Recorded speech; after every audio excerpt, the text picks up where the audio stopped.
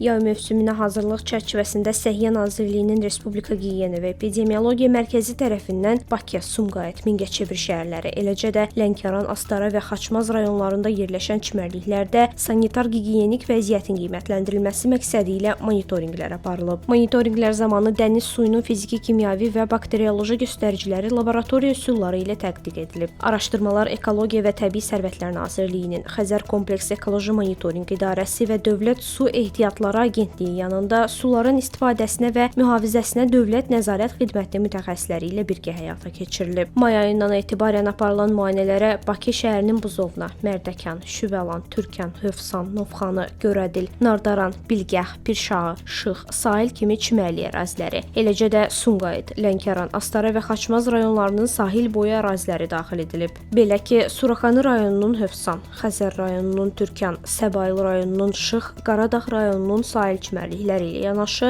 Xaçmaz rayonunun Niyazoba kəndi, Lənkəran rayonunun Aşağı Nüvədi qəsəbəsi və Sütəmurdov kəndində yerləşən çimərliklərdən götürülən su nümunələrində normadan artıq bakterioloji çirklənmə aşkarlanıb. Bu ərazilərdə suyun çirklənmə səviyyəsinin əhalinin sağlamlığı üçün təhlükə yaratdığı və yoluxucu xəstəliklərin yayılmasına səbəb ola biləcəyi bildirilib. Bu səbəbdən qeyd olunan çimərliklərdə istirahət etmək tövsiyə olunmur.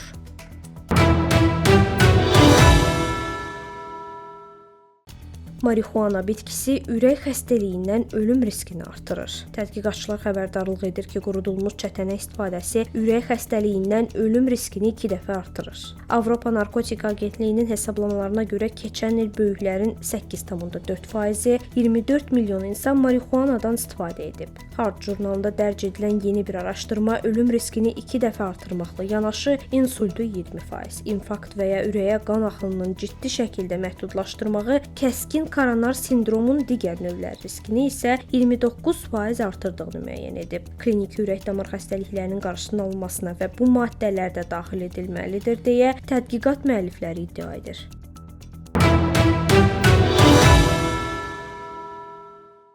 "15 il hər gün enerji içkisi içdi, qaraciyər xəstəliyi aşkarlandı." 15 il hər gün enerji içkisi içən qadında qaraciyər xəstəliyi aşkarlanıb. Avstraliyada yaşayan Britaniyalı qadın Lucy Parker 15 ildən artıq hər səhərini enerji içkisi ilə başlayırdı. Lakin bu vərdişi onun sağlamlığına ciddi təsir göstərib. Qarın nahiyəsində ağrılar səbəbilə həkimə müraciət edən Lucy tibbi müayinədən sonra şok yaşayıb. Onda qaraciyərin piylənməsi, yəni qeyri-alkoqollu yağlı qaraciyər xəstəliyi aşkarlanıb. Bu xəstəlik zamanla sirroz, şəkərli diabet, yüksək təzyiq və böyrək problemlərinə səbəb ola bilər. Şoka düşdüm. İçki içmirəm, siqaret çəkmirəm, narkotikdən istifadə etmirəm deyə Lucy bildirib. Onun yeganə zərərli vərdişi isə illərlə davam edən enerji içkilərinə aludəçiliyi olub. Həkimlərin xəbərdarlığından sonra o enerji içkilərindən tamamilə imtina edib və həyat tərzini dəyişərək sağlamlığını yaxşılaşdırmağa nail olub. Mütəxəssislər xəbərdarlıq edir ki, enerji içkilərində yüksək miqdarda şəkər və kimyəvi maddələr mövcuddur və onların uzun müddətli istifadəsi orqanizmə ciddi ziyan vurur.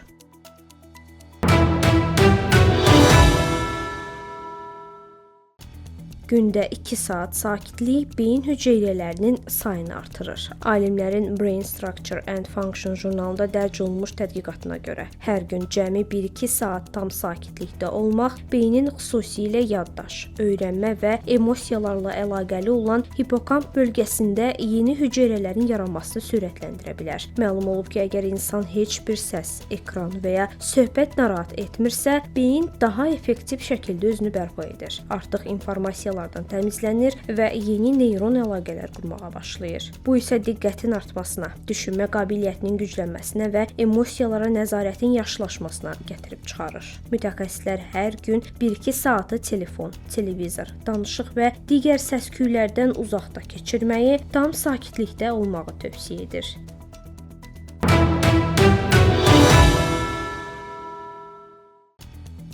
İstilərə kim dözə bilməyəcək? 65 yaşından sonra qadınlar istiyə daha dözümsüz olur. Bu barədə fiziologiya və kineziologiya professoru Penn State Universitetinin alimi Larry Kenny məlumat verib. Alim izah edib ki, insanlar qısa müddət ərzində yüksək temperatur və rütubətə tab gətirə bilirlər. Bu qabiliyyət effektiv tərləmə ilə təmin edilir. Lakin isti və çox rütubətli mühit tərin buxarlanmasına mane olduqda bədənin daxili temperaturu yüksəlməyə başlayır. İstilik vurma riski insandan insana dəyişir deyə doktor Kenny izah edib. Ekspert xatırladıb ki, son 5 ildə alimlər Penn State laboratoriyasında 550-dən çox təcrübə aparıb. Bu tədqiqatlar zamanı müxtəlif insanların dözə biləcəyi temperatur və rütubət səviyyələri öyrənilib. Məlum olub ki, isti şəraitdə əsas gündəlik işləri yerinə yetirmək qabiliyyətinə görə gənc kişilərlə qızlar arasında heç bir fərq yoxdur. Bununla belə insanlar orta yaşa çatdıqda cins fərqləri əhəmiyyətli faktora çevrilir. 40-64 yaşlı qadınlar 65 yaşdan yuxarı kişilər qədər istiyə həssasdır. 65 yaşdan yuxarı qadınlarda həddindən artıq istiliyin təhlükəli nəticələrinin inkişaf riski daha yüksəkdir deyə alim izah edib.